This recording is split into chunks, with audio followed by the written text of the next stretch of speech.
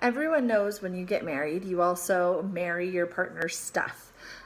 So my husband and I, we'd been friends for a while before we got married and had dated, and he knew that I wasn't very materialistic, so I don't think he thought twice about the amount of things that would be coming with me when we got married. And to be honest, I didn't bring that much. It wasn't until my mom showed up one day at our 800 square foot studio apartment with my storage bins full of journals that he realized what an avid journal writer I had been my whole life. I started writing in journals when I was 9 years old, and I've never been very consistent as far as writing daily, but I do periodically write, and when I do, I tend to write a lot. I was inspired by my grandma. My grandma, Lila Bates, kept journals like these ones all her life. She wrote religiously every single day, and I remember as a child visiting her home and seeing the journals on the little coffee table in her living room and always wondering what was inside, and I was really inspired by her dedication to record her life story. So in fact, when she passed away, I inherited her box full of these journals, and I'm working on transcribing them into digital form for her. I really believe that every person is valuable and has a story worth sharing. Knowledge, thoughts, and experiences that aren't recorded run the risk of being lost forever. A lot of times we'll go through experiences and we think that there's no way we could forget what an amazing or impactful or difficult moment that was that we passed through. But I've been somewhat surprised through my life to come upon moments when I couldn't remember something very significant, the details of moments that meant a lot to me. So for that reason, every person should place priority on keeping some kind of a journal.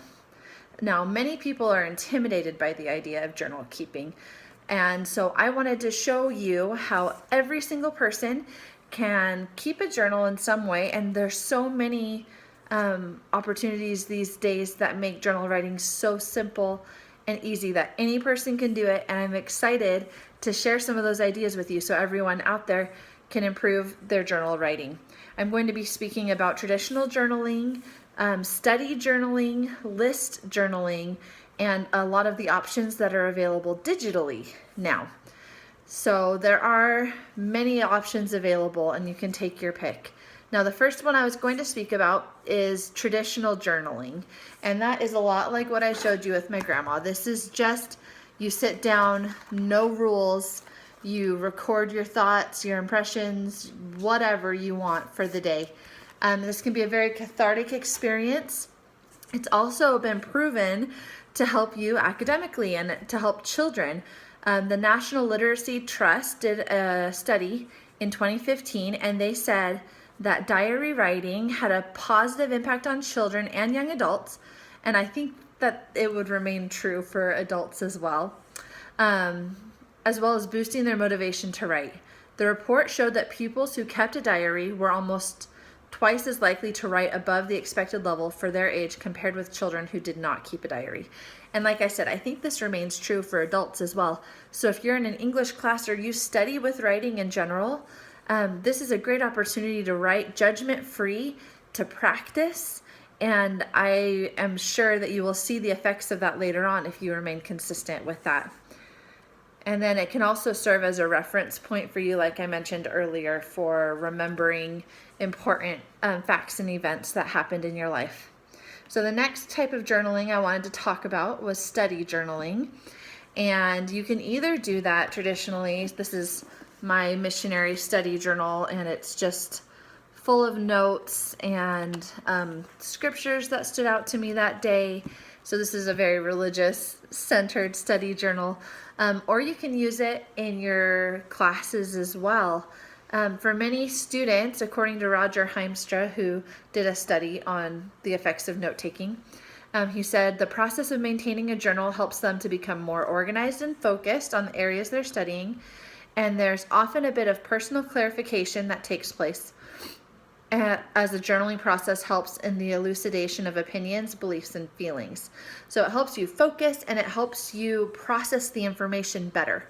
So another way, speaking of religious type journaling, since It is an LDS school. On LDS tools, let me show you the icon. So you see the Gospel Library. I'm sure many of you have this on your phone or iPad. Once you sign into your LDS account, you can go to, let me just quickly give you a little tutorial on how to use this.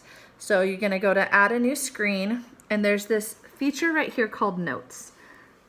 And this is a really neat feature. As you are reading and studying, you can put notes into a single place on various topics. So this is one on charity, where I put in a scripture and a quote from a conference talk, and you can see down here you can also write in little personal notes, impressions that you had as you study. Really fast, I'm going to show you how to do this so that you can do it on your own later. So you go to, let's say, go to 2 Nephi 26 like I did. You're going to highlight your verse, and then you're going to go, there's a little symbol. Oops, I lost it. There's a little symbol that looks like a book with a bookmark. And it's the 1, 2, 3, fourth from the left.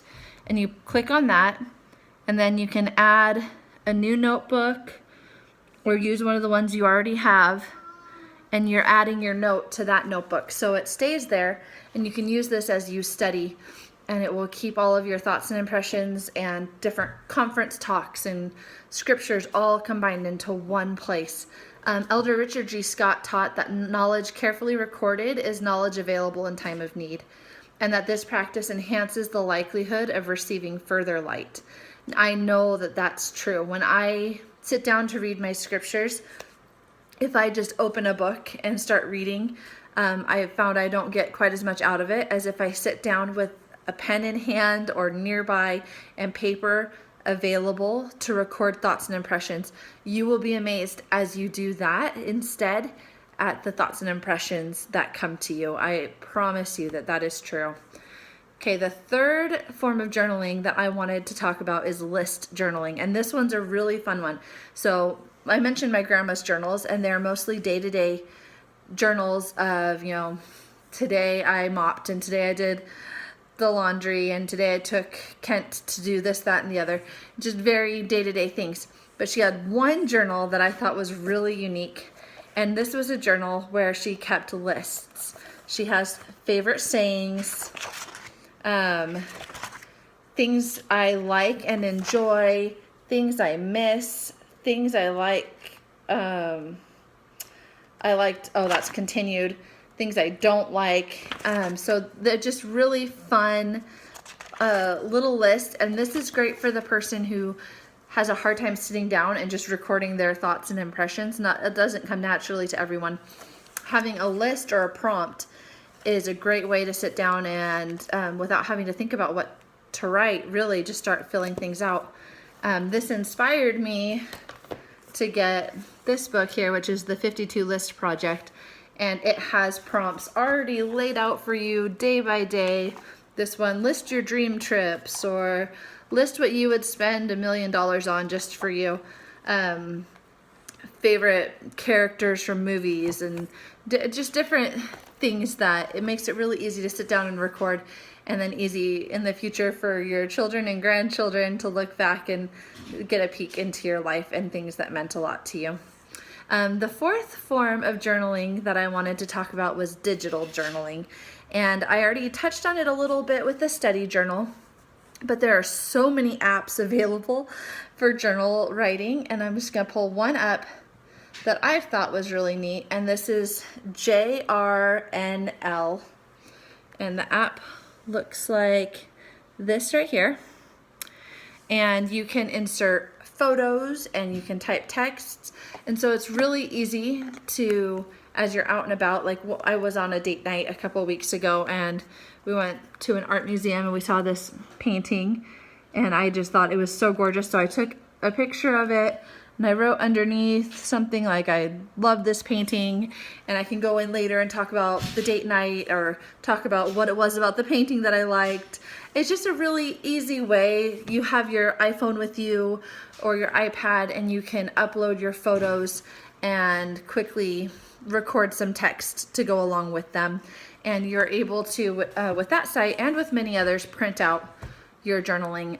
Another really great tool that's digital is Chatbooks, and with that it's linked to your Instagram, and every 30 days I think it is, they'll print your last however many Instagram photos and captions.